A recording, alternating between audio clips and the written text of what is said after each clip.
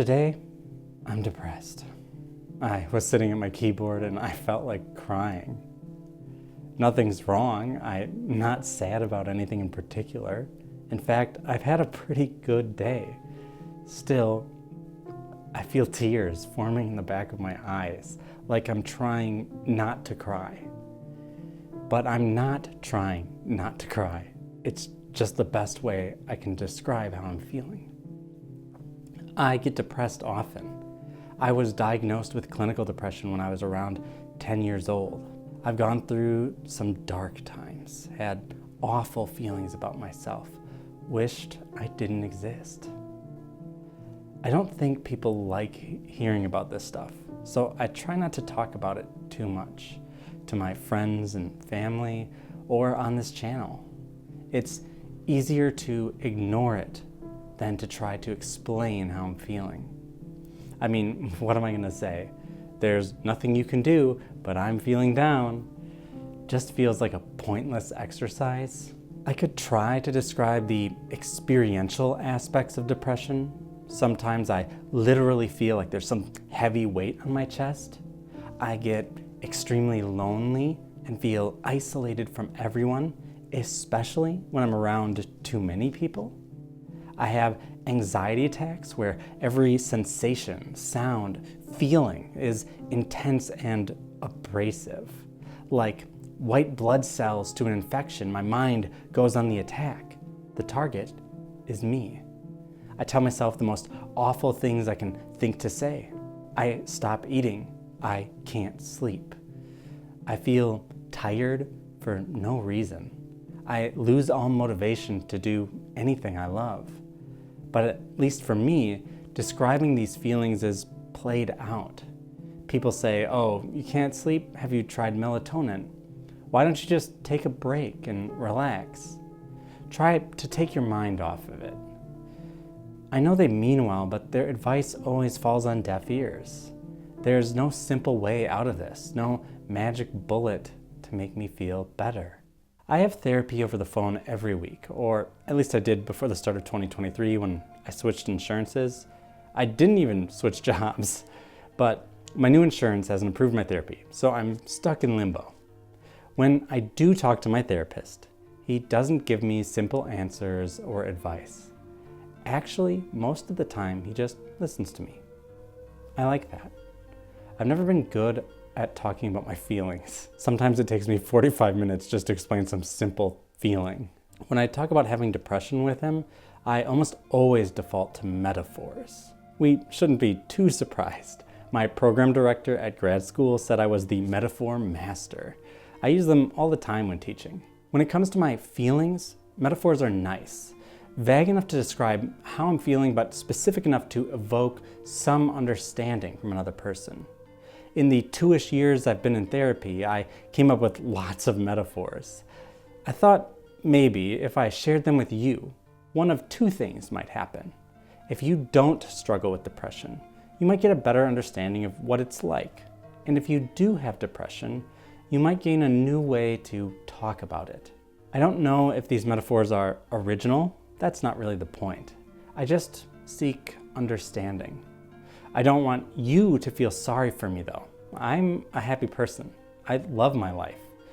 I just want to share how I feel sometimes and maybe offer some hope to people going through what I've gone through. When crafting my metaphors, water often ends up being the stand-in for depression.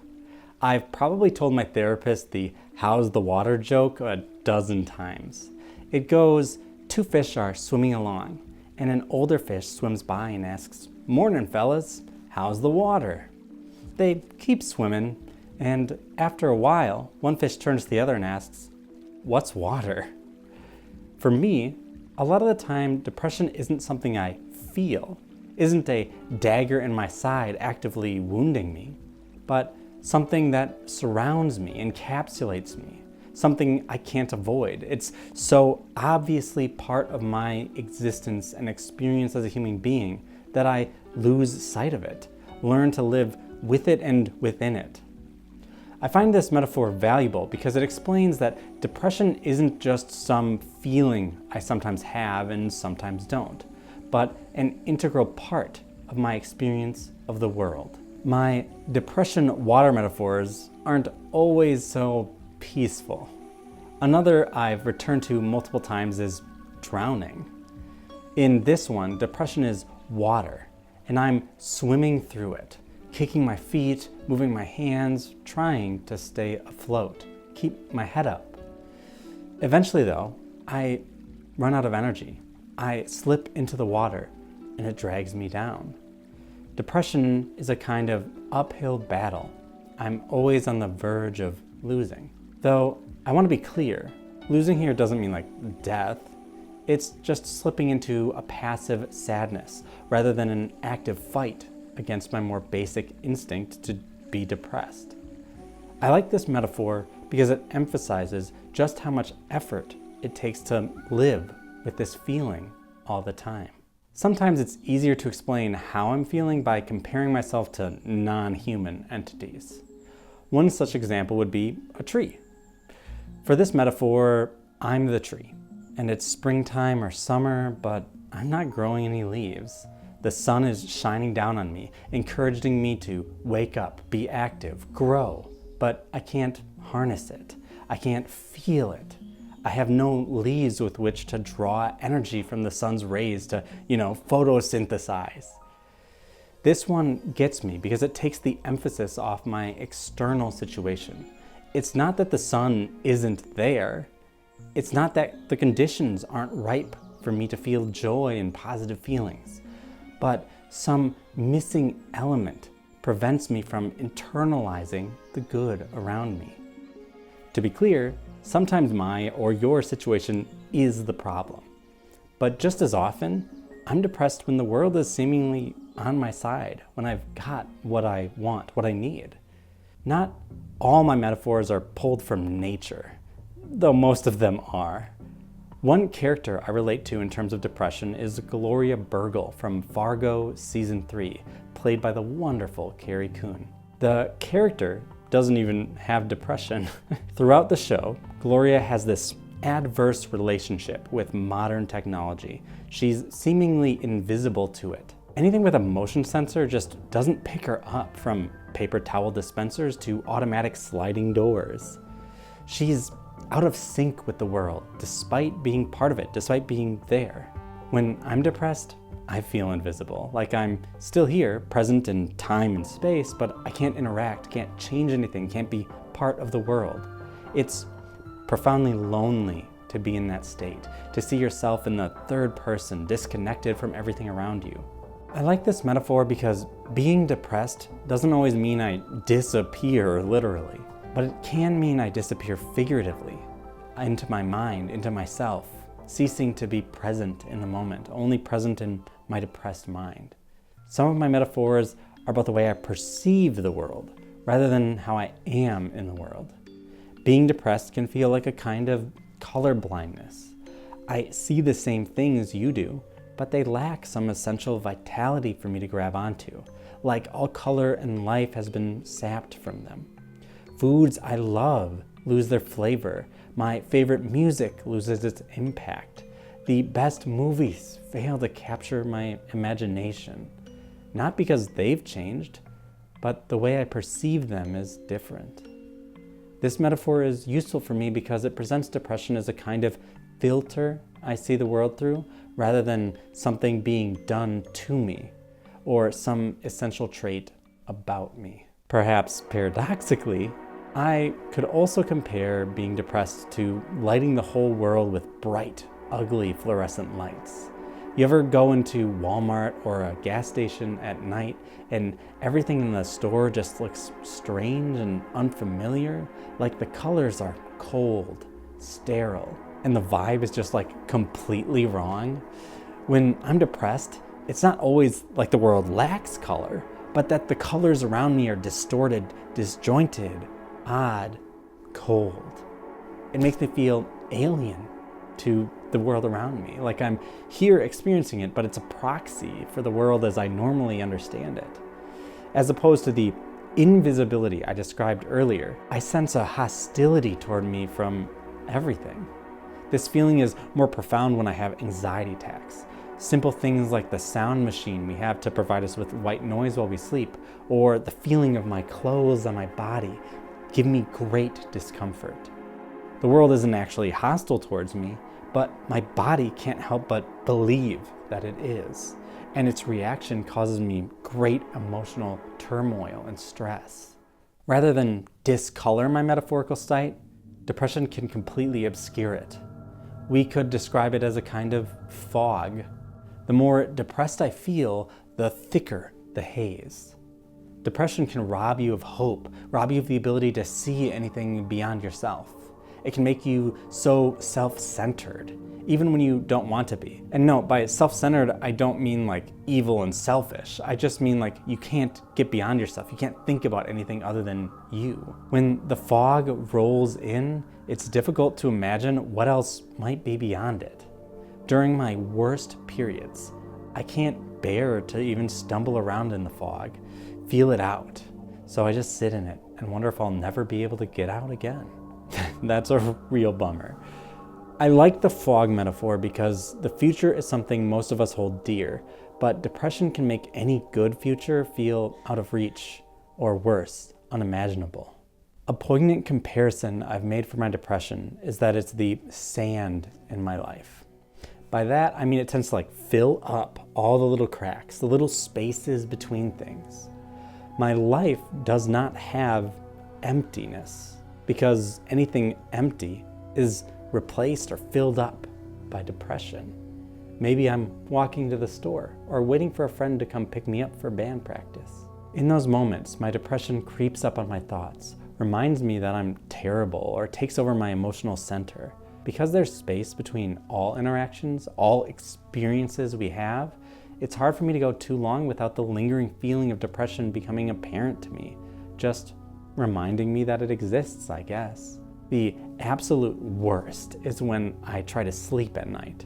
I've always been restless in bed. Thoughts fly at 100 miles per hour. I think part of the reason for that is when my mind slows down, I start to just feel bad, feel lonely and wounded.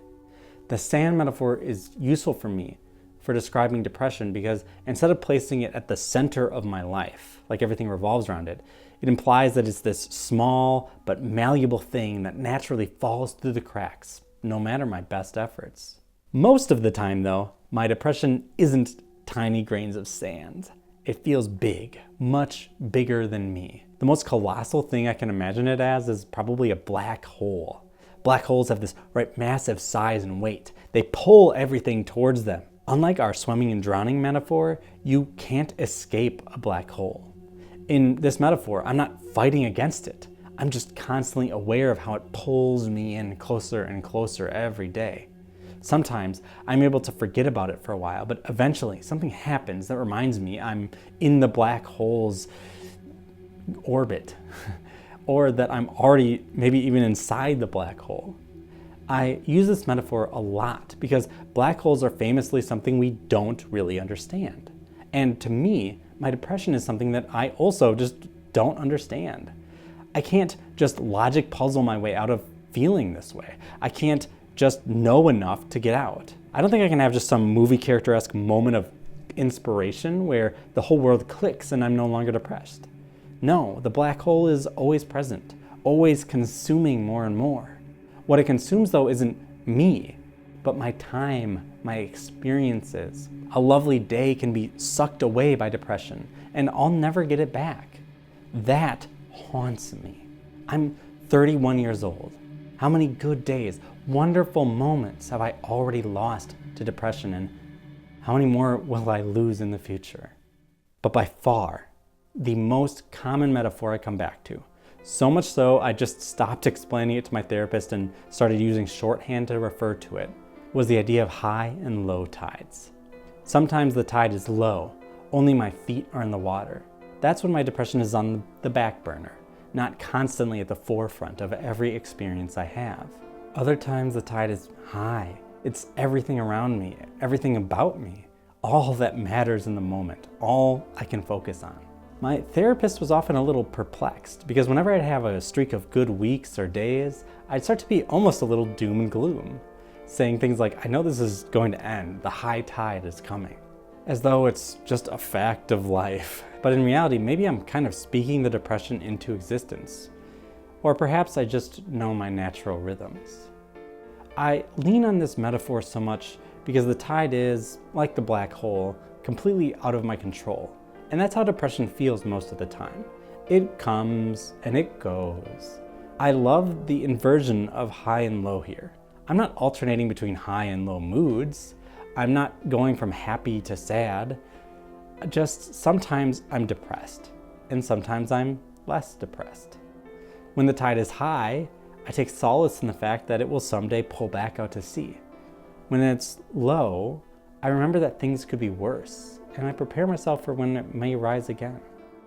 The tide isn't a result of my actions or circumstances, or at least it doesn't feel like it is.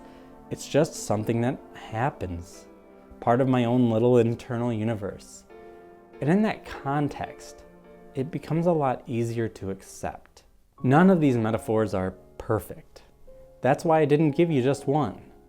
You may have other metaphors for your depression that better explain what you go through. And I think that's great. I think that's wonderful. As I said earlier, I just hope to give you some new ways to think about it. I want to paint a composite picture, Venn diagram for people so they kind of better understand depression. Still, I don't want to end on such a downer because while I certainly don't think depression is my friend, I also don't always view it as my enemy. We have this impression that people with depression can't be happy, that they are always blue, maybe mentally unstable or ill. But honestly, I'm a happy and well-adjusted person. I take care of my family. I do my job. I have creative outlets. I have friends. I love my life. I love who I am. I have intense feelings of joy much of the time. Sometimes I'm most happy when I'm also in that high tide of depression. I can be happy and sad at the same time, feel multiple things at once. Though importantly, depression isn't always an emotion for me. It's just something I live with, something that shapes my relationship to myself and the world around me. So I am not my depression. Sometimes it feels all-encompassing, but it's not who I am. I am Evelyn, or as you know me, I am Error. I am a kind and gentle person. I am happy and content. My life has meaning and purpose. I love to write, to teach, to play music, to play games, to make art, to dance, to laugh. I recently became a mom, and what a joy it's been. I love to try new things, and I'm endlessly curious about the world around me. That's who I am. I am not some diagnosis on a psychologist's chart. I am a whole person. For those of you out there who struggle with mental illness like me, I want you to know that you are not your depression. You are not your anxiety. You are not your dysphoria. You are not any mental illness or anomaly that you might have. They may be profound and important parts of your experience of the world. They can consume your time and attention and emotions, but they can never become you. You are always more than them. You always have been, and you always will be. I find a lot of comfort in that when I'm feeling down. I hope you do too. I'm Error, still depressed, but that's okay. Signing off.